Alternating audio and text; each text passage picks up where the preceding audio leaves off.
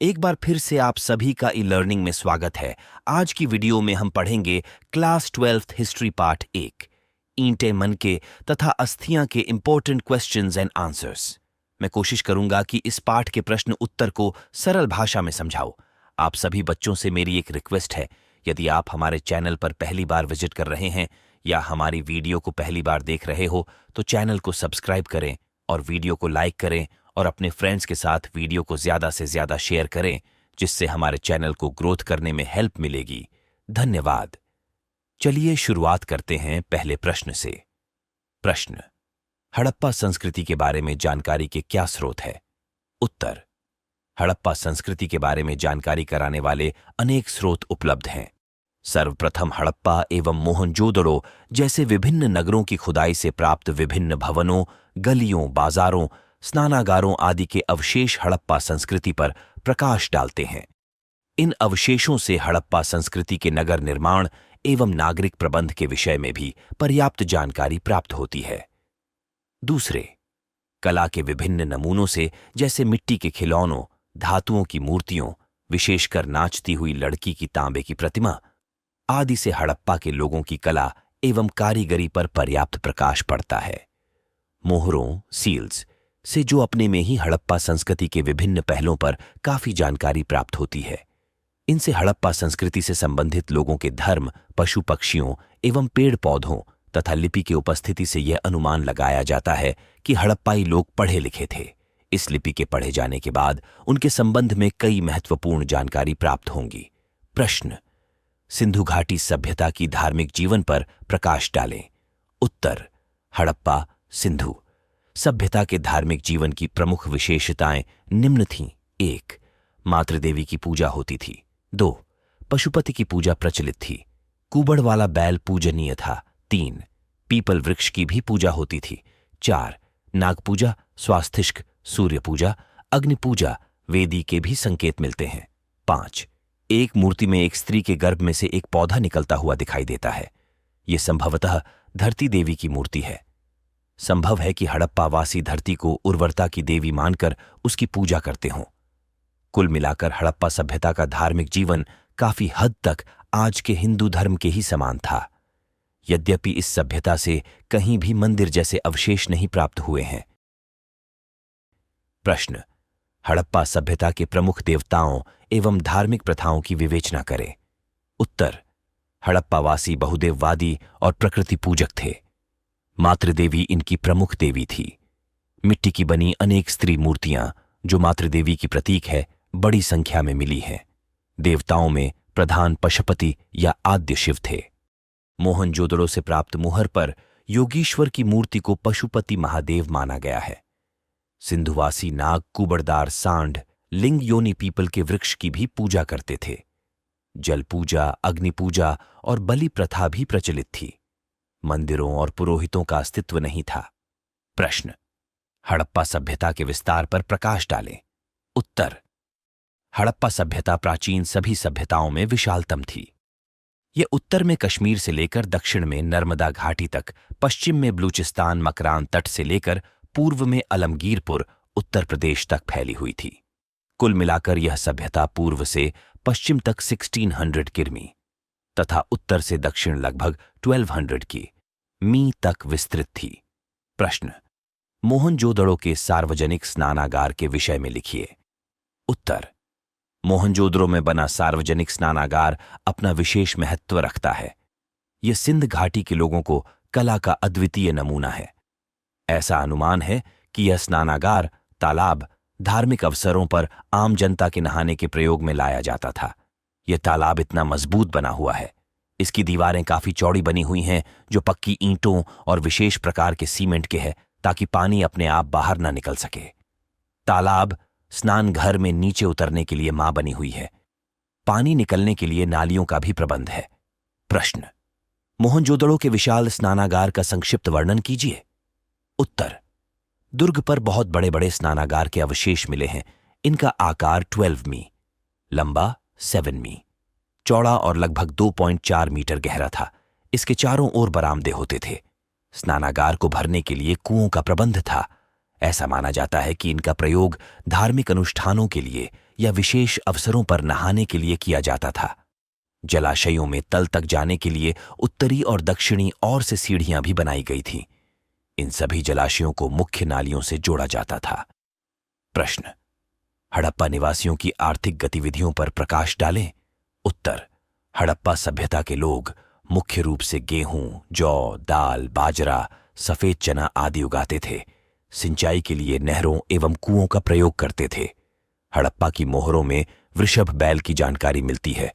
इससे अनुमान लगाया गया कि हड़प्पा के लोग खेत जोतने के लिए बैल का प्रयोग किया करते थे। कई जगहों पर हल के प्रतिरूप भी मिले हैं, जिनसे यह पता चलता है कि खेतों में हल के द्वारा जुताई की जाती थी। कालीबंगन और राजस्थान में जुते हुए खेत के प्रमाण मिले हैं, जिन्हें देखकर लगता है कि एक साथ दो अलग अलग फसलें उगाई जाती थीं। हड़प्पा सभ्यता के लोग लकड़ी और पत्थर से बने औजारों का प्रयोग फसल की कटाई के लिए किया करते थे। प्रश्न, जनरल कनिंघम कौन थे? वह किस प्रकार हड़प्पा के महत्व को समझने में चूक गए? उत्तर, सन 1861 में कोलकाता में भारतीय पुरातत्व विभाग की स्थापना की गई। पुरातत्व विभाग वह संस्था है जो एक देश के इतिहास से संबंधित जानकारियों की जांच करता है। इसके पहले डायरेक्टर अलेक्जेंडर कनिंघम थे। इन्हें ही भारतीय इतिहास का जनक कहा जाता है। उन्हें लगा कि हड़प्पा सभ्यता कोई बड़ी सभ्यता नहीं, बल्कि छोटी सी सभ्यता है।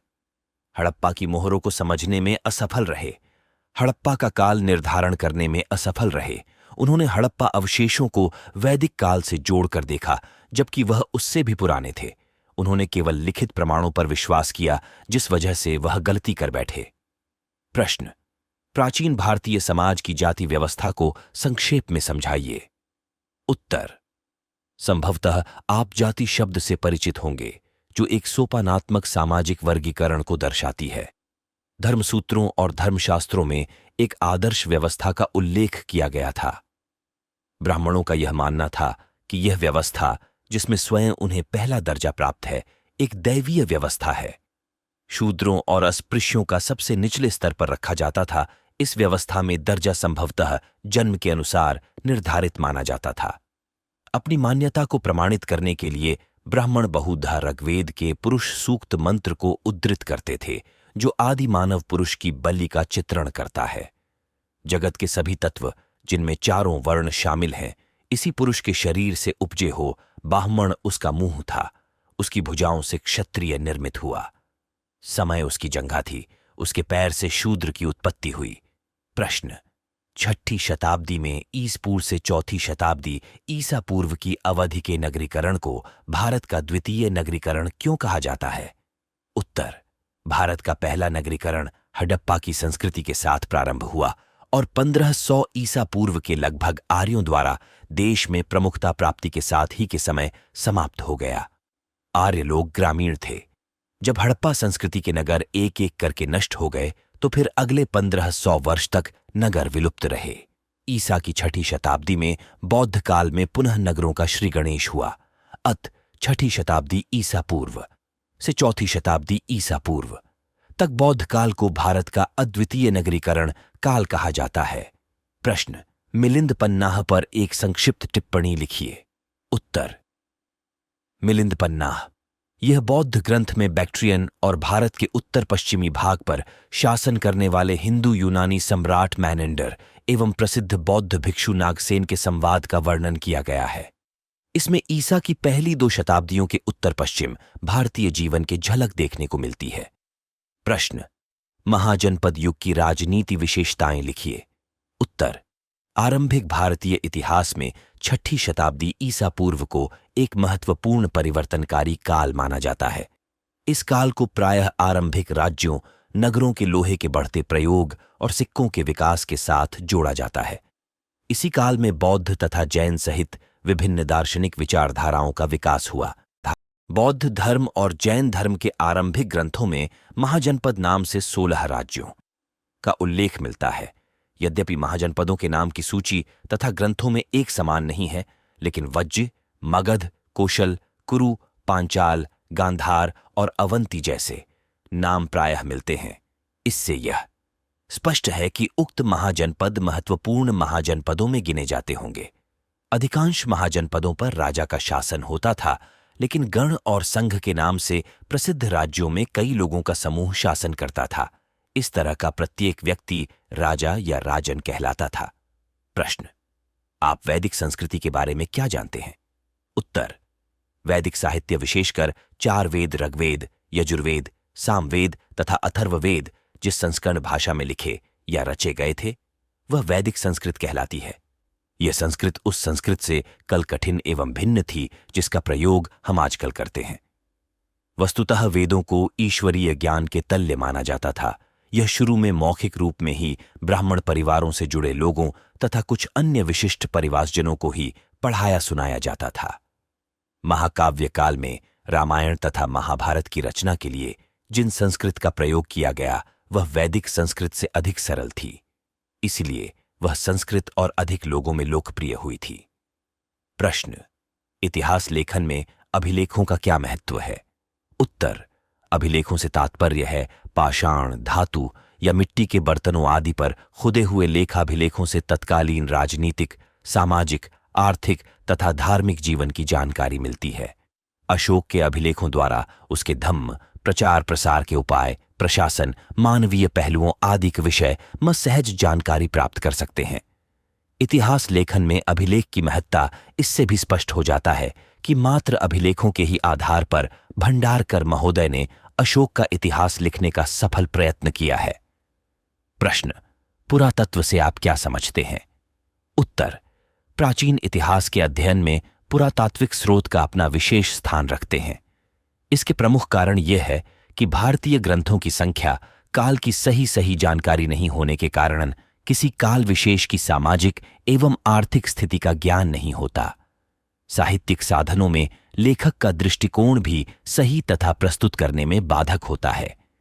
ग्रंथों की प्रतिलिपि करने वालों ने अपना इच्छानुसार प्राचीन प्रकरणों को छोड़कर अनेक नए प्रकरण जोड़ देते हैं, लेकिन पुरातात्विक सामग्री में इस प्रकार के हेरफेर की संभावना बहुत कम होता है। अतः पुरातात्विक स्रोत अधिक विश्वसनीय होते हैं। प्रश्न: सिंधु घाटी से संबंधित गृह स्थापत्य पर एक टिप्पणी लिखिए। उत्तर: सिंधु घाटी सभ्यता की गृह स्थापत्य, domestic architecture of the Indus वलमायल सिविलाइजेशन, मोहनजोदड़ो का निचला शहर आवासीय भवनों के उदाहरण प्रस्तुत करता रसे कई एक आंगन पर केंद्रित थे जिसके चारों ओर कमरे बने थे। संभवतः आंगन, खाना पर और कथाई करने जैसी गतिविधियों का केंद्र था, खास तौर से गर्म और शुष्क मौसम में। यहां एक अन्य रोचक पहलू लोगों द्वारा अपने एकांतता को दिया जाने वाला महत्व था। भूमितल बनी दीवारों में खिड़कियां नहीं है। इसके अतिरिक्त मुख्य द्वार से आंतरिक भाग अथवा आंगन का सीधा अवलोकन नहीं होता है। हर घर का ईंटों के फर्श से बना अपना एक स्नान घर होता था, जिसकी नालियां दीवार के माध्यम से सड़क की नालियों से जुड़ी हुई थीं। कुछ घरों में दूसरे तल या छत पर जाने हेतु बनाई गई सीढ़ियों के अवशेष मिले थे। कई आवासों में कुएं थे जो अधिकांशतः एक ऐसे कक्ष में बनाए गए थे जिसमें बाहर से आया जा सकता था और जिनका प्रयोग संभवतः राहगीरों द्वारा किया जाता था।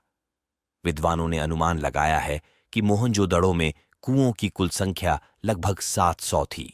आप सभी बच्चों से मेरी एक रिक्वेस्ट है, यदि आपको यह वीडियो पसंद आई हो तो इसे लाइक करें, अपने फ्रेंड्स के साथ शेयर करें और चैनल को सब्सक्राइब करना ना भूलें, जिससे हमारे चैनल को ग्रोथ करने में हेल्प मिलेगी। धन्यवाद।